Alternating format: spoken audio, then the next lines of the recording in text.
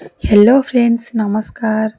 मो चैनल को आपण मानक बहुत बहुत स्वागत करुच्ची। मु आपण मानक सोनाली चलतो देखा मु आज आपण नहीं आसी गोटे बहुत भल हेल्दी रेसिपी जोटा कि आपण मानक निश्चिंत भल लगे। यहाँ समस्त को भल लगे, समस्त देहपाई बहुत भल।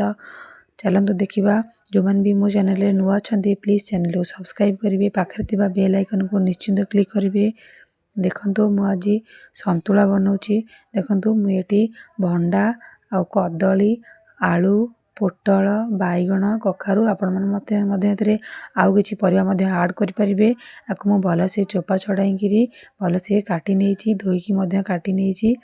चलतु मुझे आपको प्रेसर सीटी मारे आपण कड़े सीझे करें।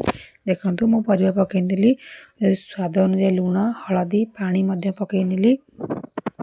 चलतु आम आपको सीटी मार नवा।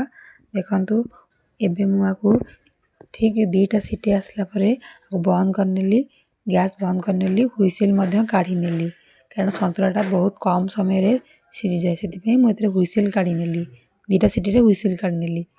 देखो केते सुंदर भाव सब गोटा गोटा रही जाइए। जदि सीटी रहिबो पूरा नरम हो एबे गोटा गोटा ही परिवा अच्छी। यही टाइप रे ही 2टा सीटी आसला बंद करने हुइसिल काढ़ी नेबे।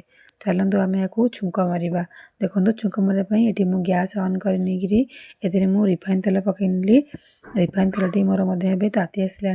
चलतु आम पियाज पकई नवा। पियाज जरी आसला मु सुखिला लंका पकईनी। सुखिला लंका मोर पाची आसला। एबे आम को साइड करनवा। आम पंचफुटन ऐड करनवा। देखो मुझे पंचफुटन ऐड करनेली। देखु एबे पंचफुटन टे फुटी आसला। एबे आम परिवा सीझा परिवा को एबे पकई नवा। देखु मुझे परिवा पकईनी। आम आपको एमती घाटी नवा। देखु केते सुंदर भाव हो गलानी। एबे आम पानी टिके मरवा जगह को एमती करनवा, एपट सेपट करनवा। देखु केते सुंदर भाव हो गलानी। ए भलिया संतुला बनाइबा हेले मो चैनल को सब्सक्राइब कर रखंतु, पाखे दिबा बेल आइकन निश्चित क्लिक करंतु।